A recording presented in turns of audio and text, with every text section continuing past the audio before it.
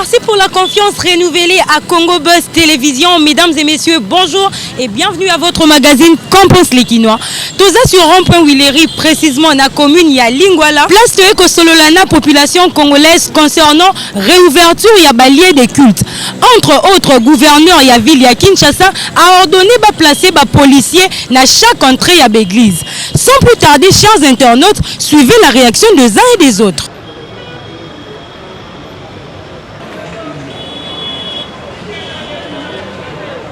Bonjour tonton. Bonjour maman. Ah, Toza plus précisément. Toza au rond-point Willery. Tonton, tu quittes sur le terrain pour nous avis Nabino, puis réaction Nabino concernant réouverture il y a l'église où est prévu pour le dimanche prochain. Étant et que là Mouyanzambe, comment osons recevoir des nouvelles on a recevoir vraiment qui toko na sepeli d'abord na décision au bakonzi bazui ya que ba fongola ba église bato ba banda ko sambela main. Problème est que er tozo ke na église il faut toyeba ke maladie ezali na mboka yo mondi misoki okomi na église.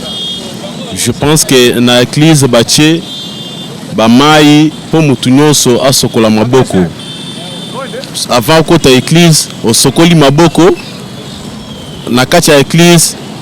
Je pense que na église toza bato ndenge na ndenge mais il faut respect et nini respect et 1 mètre distanciation nini sociale ezala vraiment eza kitoko makasi.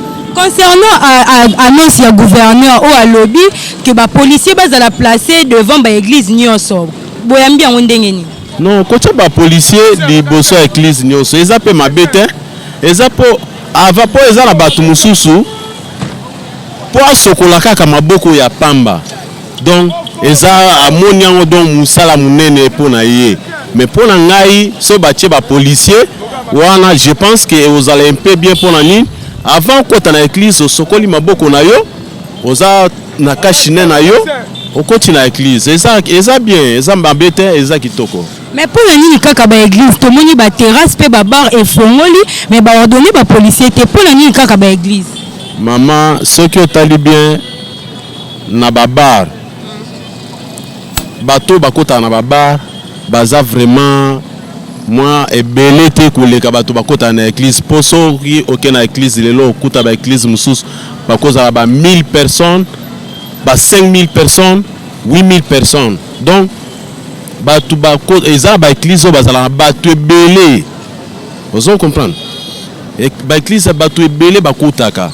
Mais décision bazui à que non bacha ba policier na ba église eza mabete eza malamu poso talibie ba bar retonda vraiment bato belé koleka oyo bakota na église te eza te ke balingi bato ba bar baboyi bato a église te. Je pense que nini nanga explication nanga eza clair bato bakota na ba bar bazala moke par rapport ya bato bakota ka na ba église bato bakota ke belé. Merci maman. Toye pas na bino population komeka koye ba réaction na bino concernant réouverture ya ba lieu de culte eza prévu pour na dimanche. Eto ekela Mouyanzambe oyambisa ngwana ndenge te pona nga na sepeli makasi po to sali soki 3 mois à 4 mois to sambela te siko lokola président na biso alobi que d'ici le 15 ba église efongwa manga na sepeli mais to respecter kaka ba mesures barrières. Ben il faut so ba fongo biso ba église to sepela o ba église eza place to sambela nzambe to sala mabondeli nde nzela mo nzambe mo to sola na nzambe na nzela mabondeli yango il faut batika biso église to sambela ka malgré maladie eza na mboka mais avec le sambo nzamba osunga biso na makambo mususu. Concernant annonce ya gouverneur ya ville a ordonné bacha ba policier na chaque entrée à l'église. Bozio ngondengeni. Te wana nga na CP na ngote po biso to respecter ba mesures barrières. Soki gouverneur alobi ka otia ba policier mais total na ba 207 ba transco au moni ba to ba koti na désordre ba respecter kata distance ngote. Soki ba bisko ba fongola ba stade. Est-ce que ba otia pe ba soda na kati ya stade? Parce que ba déterminer combien de personnes ba okota na kati ya stade. eloko ya mutuya eza kaka to respecter ba mesures barrières o mokonzi mboka alobi to ko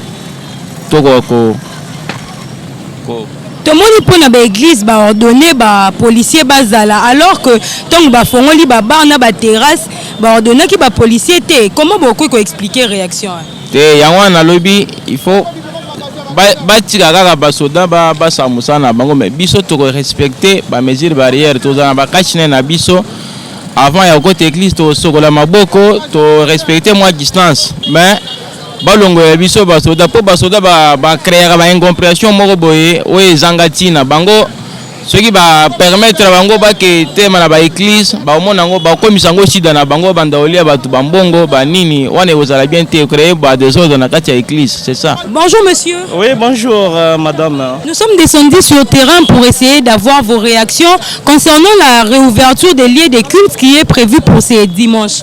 Quel est votre avis suite à cela? Bon, mon avis par rapport à cela est que c'était l'ordre du président, on ne peut pas refuser. Bien sûr que les bars ont commencé avant, mais ce n'est pas un problème. Hein? Ce n'est pas un problème. On a prié à la maison pendant le confinement. Ce n'est pas un problème. Et concernant l'annonce du ministre et du gouverneur Gentilly exigeant la mise en place des policiers devant chaque lieu de culte, comment concevez-vous cela? Bon, par rapport à cela, je suis un peu contre cela. Pourquoi pas il a mis aussi les policiers, les soldats dans des bars, seulement dans les églises. Là-bas, il n'y a pas de brigands. On va respecter les barrières qu'on a dit. On va porter nos masques, on va respecter les barrières. Ouais. Et donc, chrétiens ou citoyens, vous trouvez cela? Je suis contre cela parce que les agents de l'ordre vont toujours créer des problèmes à propos de ces policiers-là. Vont toujours créer, comme par exemple, il n'y aura pas tout le monde qui aura des masques souvent. Hein? Déjà qu'on a obligatoirement signalé les ports de masques pour éviter la propagation de la maladie. Bon, c'est obligatoire bien sûr, mais pour moi, c'est pas important de mettre des agents de l'ordre devant la porte des églises. C'est pas important. On est déjà là, il y a déjà l'ordre qui a été donné. Tout le monde porte son masque. On est déjà là. Pour mettre les soldats là, ça va encore mettre un peu de... Je peux dire comment... Ça va toujours créer des problèmes pour moi. Il faut éviter cela. Hein. Je demande au gouverneur de retirer cet ordre-là. Tu quittes sur le terrain pour nous avis concernant reprise ya ba église où est prévu pour le dimanche. Et toi ekela mo nzambe comment boyambi sangwana. Te to sepeli makasi parce que eza sango malamu ya nkolo Yesu. Tant que bikela na ye sengeli ete kela mo nzambe kela me poete ekumisa nzambe. Lokola tozana bomoi fongo tokumisa nzambe tozana esenga makasi.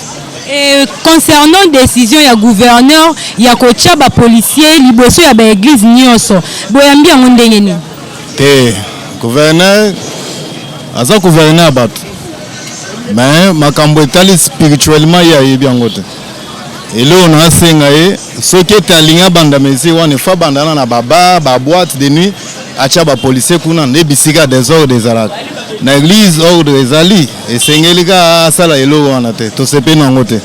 Donc bo kanisaki kocha ba agent de l'ordre eroki ko créer moins trouble. Ouais et omoni tozana Congo toyeba na policier ba policier ya biso ya Congo dede soki ba koma hotelema ba église epesaka aspect moko ya malamu te yango nde toza contre na la décision na yo wana. Tant que policier na biso toyebaka bango dede bandi mosusu soki bamonika policier atelemi sengela banga sota zonga epa na ye epesa mwa kokoso na kati ya église yango nde nini décision wana tosepe nango te. Toye kozwa avis na bino concernant réouverture ya ba lieu de culte oyo eza prévu pour le dimanche prochain eto ekelamu ya nzambe boyambi sango wana ndenge ni. Merci pour na mutuya.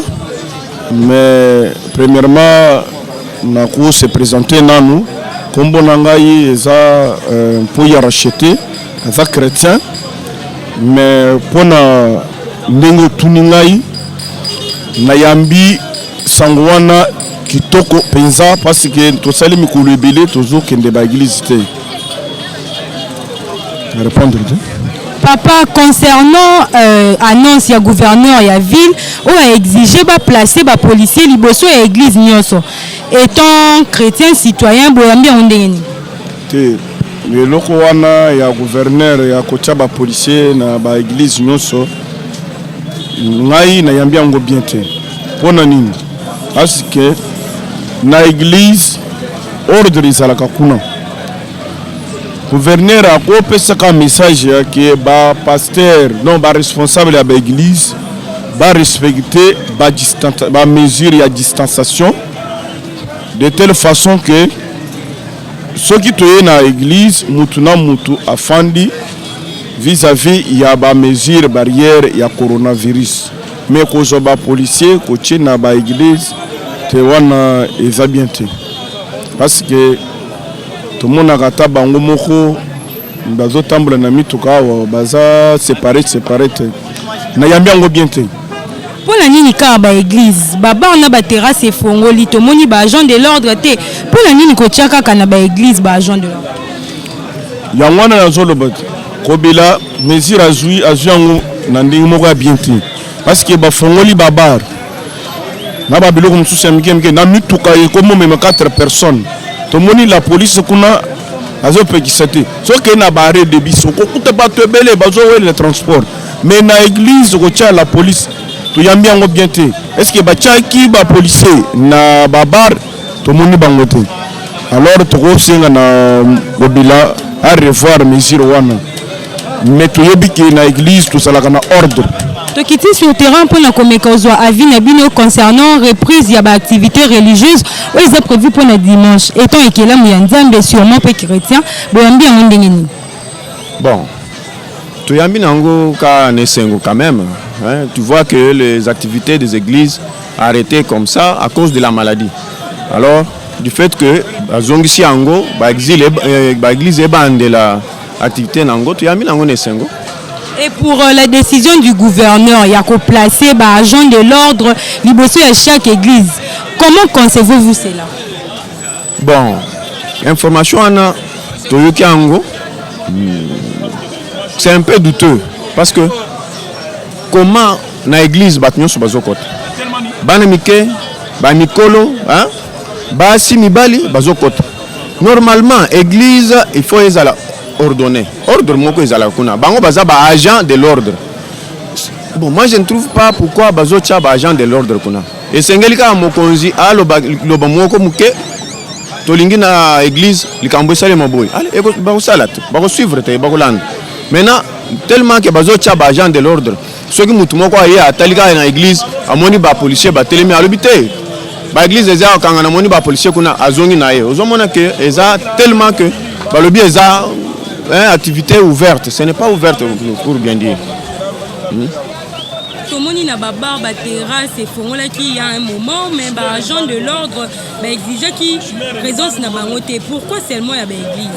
Ouais, par là on doit toujours comprendre que ezana moi peut-être notion mo boyo bisoto yebité bango moko ba yebi pourquoi seulement les églises, hein? Oui, c'est ce que je peux dire par là.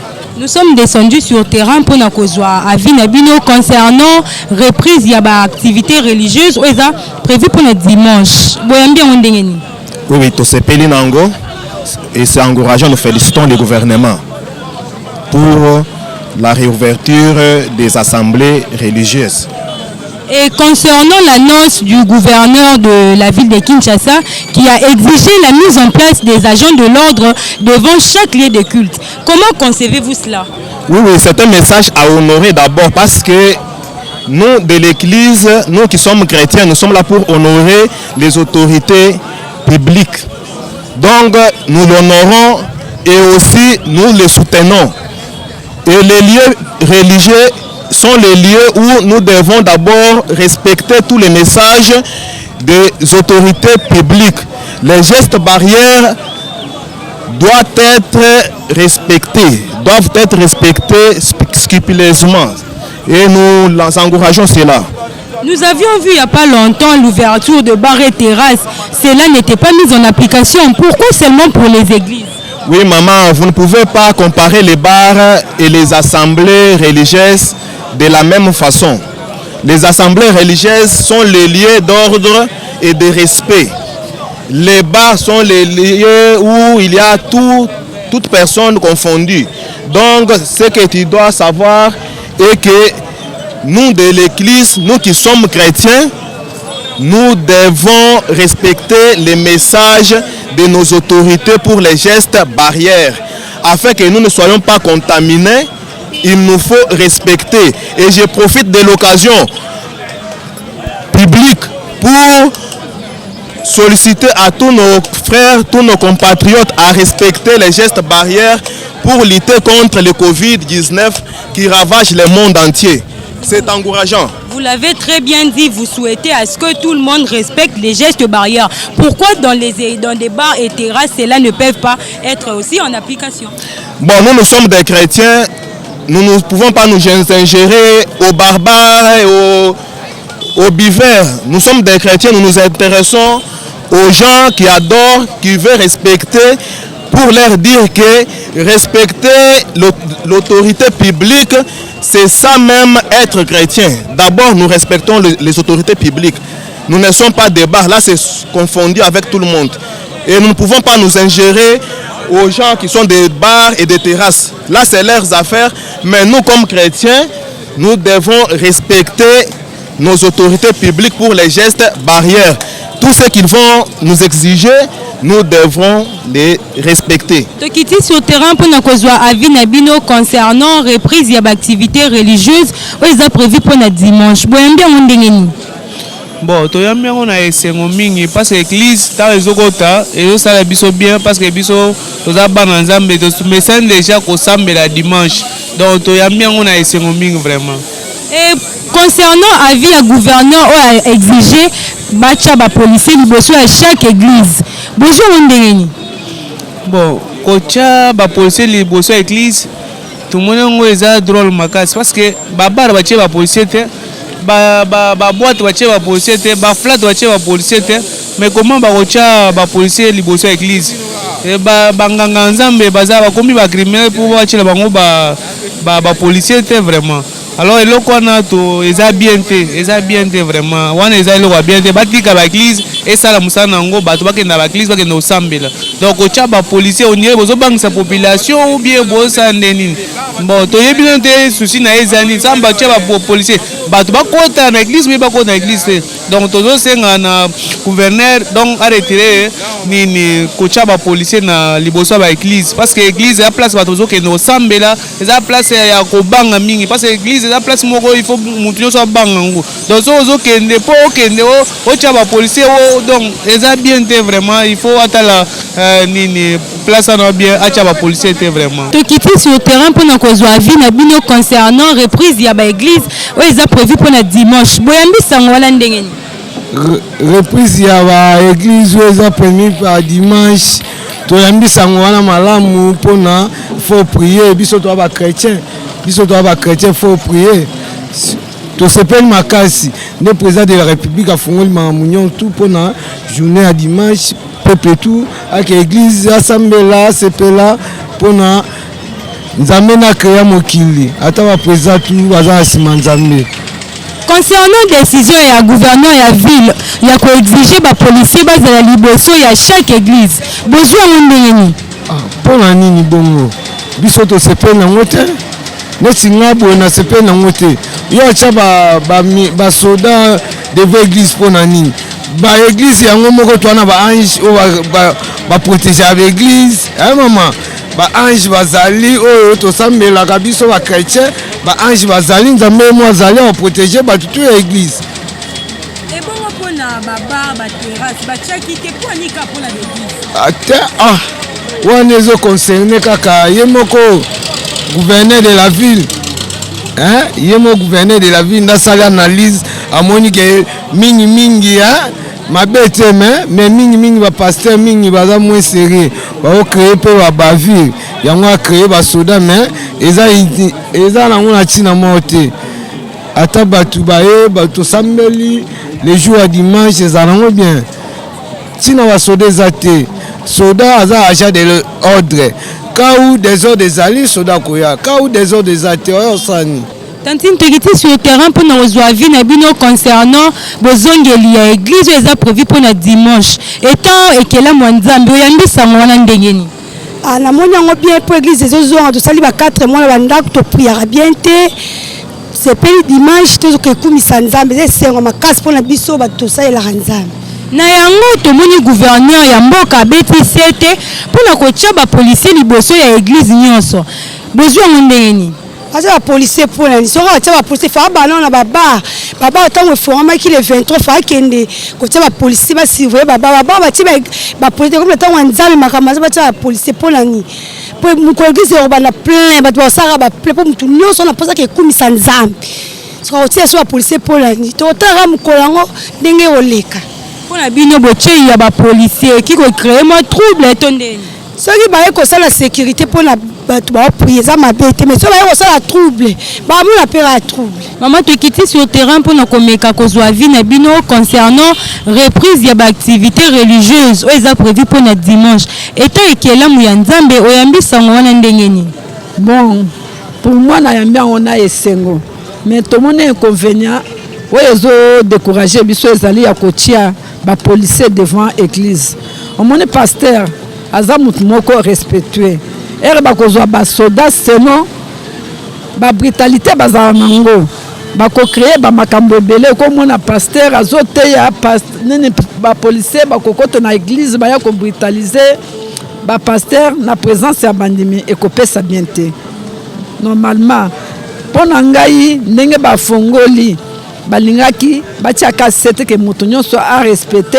oyo chef de l'état alobi ole batiele bango bapolisier bakobanda koutilize bapaster eza malamu te mama mpona nini kaka bapolisier na église kala te ya babar na baterase efongwamaki tomoni bapolisier te mpona nini kaka baéglise yango wana nde tozoloba te mpo bafongoli babar batia bapolisier te mais pourquoi bakende kotia kaka na baéglise mpona nini batiele bato oyo bazomela masanga te mais bato oyo bazosambela bakende otiele biso bapolisier eza malamu te malamu batia au moins na bato oyo bazali komela batika biso tosambela mpo ezala malade wana nzambe nde asali lelo tozala boye tala bapays mosusu ndenge bato bakufi eza nde moko na Congo te seke ezali grâce ya nzambe ezali grâce ya mesure oyo bazwi wana te batika biso tosambela nzambe mpe atia loboko epai na biso balongola bapolisier papa tokiti mpona kozwa avis na bino concernant bozongeli ya église oyo eza prévu mpona dimanche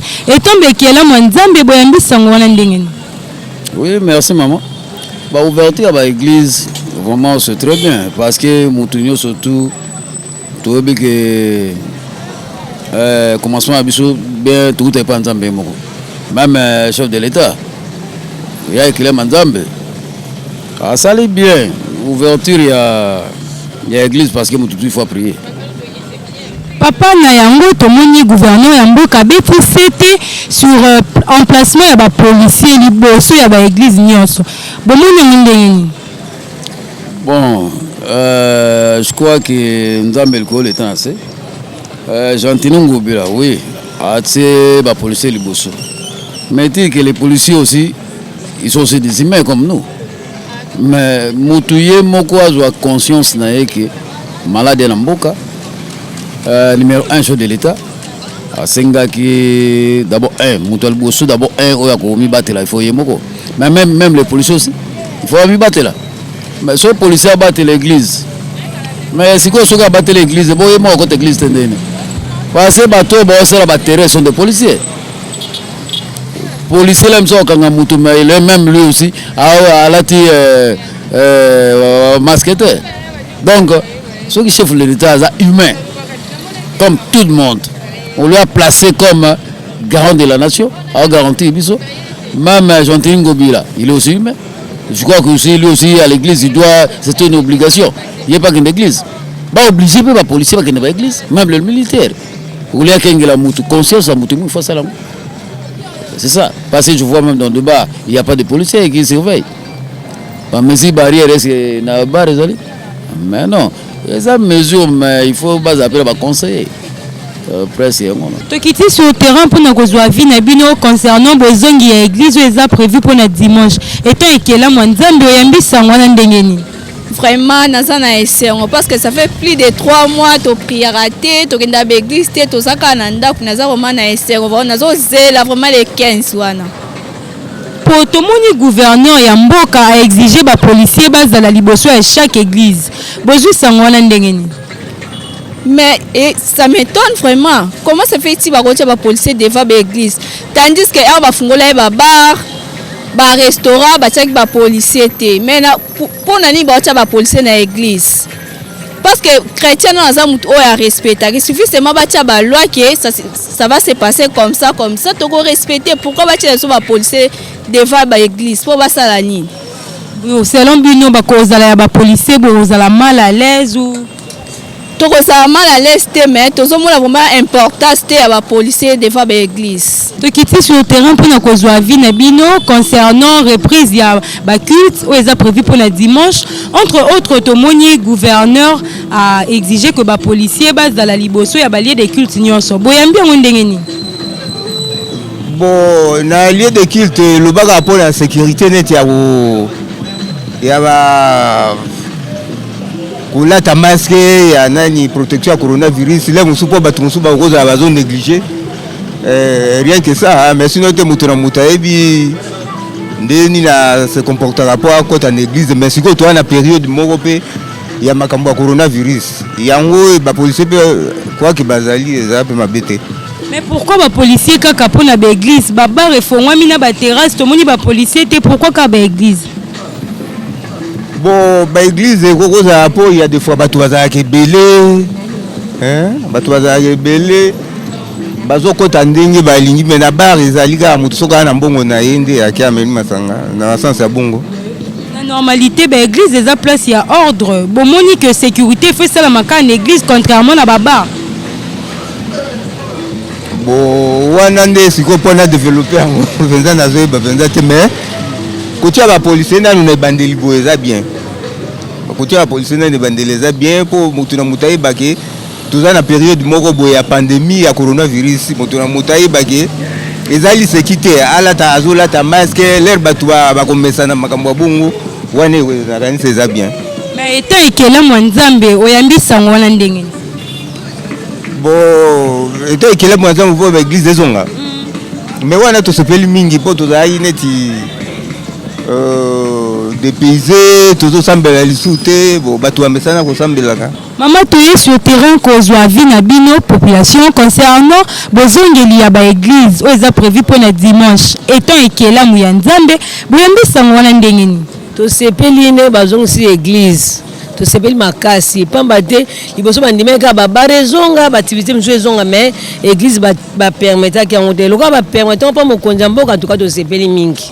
Na yango tomoni gouverneur mboka beti sete pona ba policier bazala liboso ya église nyonso bomoni yango ndeni ba policier bakoza liboso ya église te pamba te nzambe ye moko apesa biso Mikael yenda batela ba église yenda zali mokengela ba église bango batia mpona sécurité population mais pona ba église moye batia ba policier bazala liboso ya église te pamba te ba Christ ba no banga ko sambela malamu.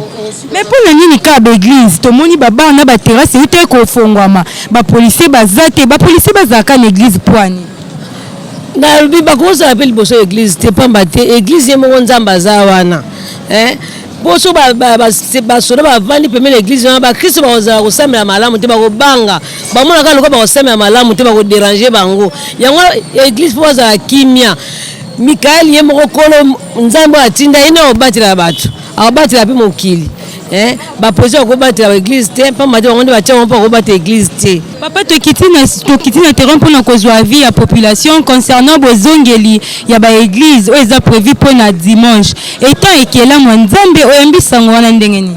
En tout cas na sepeli mingi lokola ba zongisi ba église parce que l'église est la base parce que ça église batu ba bongo na te église adako bongo la ba mitema ya batu sepeli mingi kwa église zonga.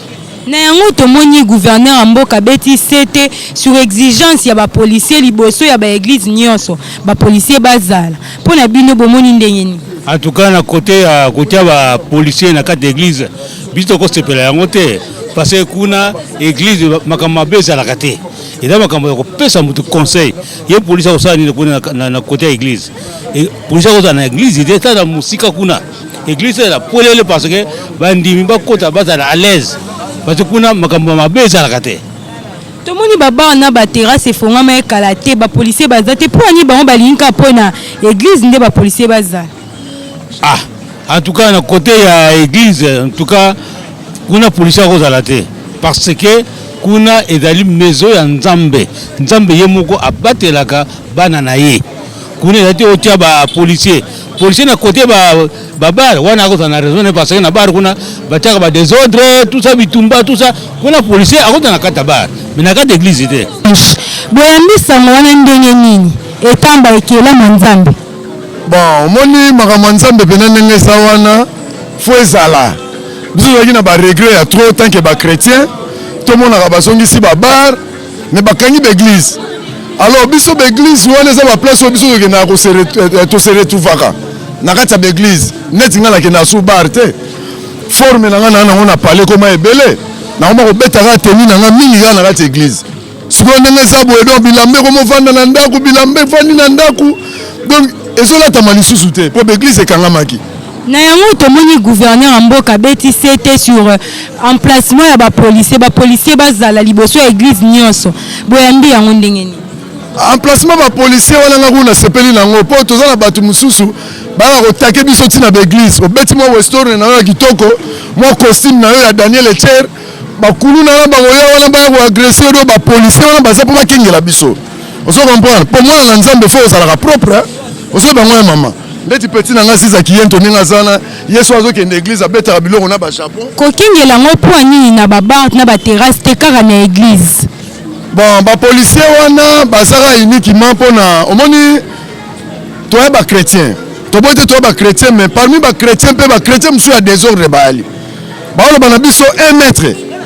1 mètre wana basolo bana biso mokuta ba chrétien mususu.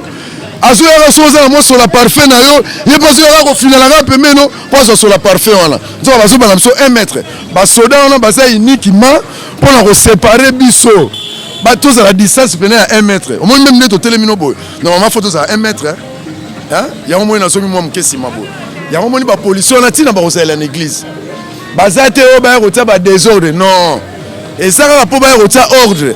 Mususu oye na église obine avant qu'on en église sorola maboko na yo. Est-ce qu'on dit mon sorola maboko? Akugine pe roboya. Osomon. Église ça bien pour na nini. Tangu to rovi osangana to se belé. De ba olo ba o ba boya ki d'église. Na église kuna malade yo osalate. Pourtant to kota na louange na adoration. To koti pe na mosindo. To koti pe na louange na adoration nzamba kitaka. Tangu nzamba kitaka malade ko kende musika.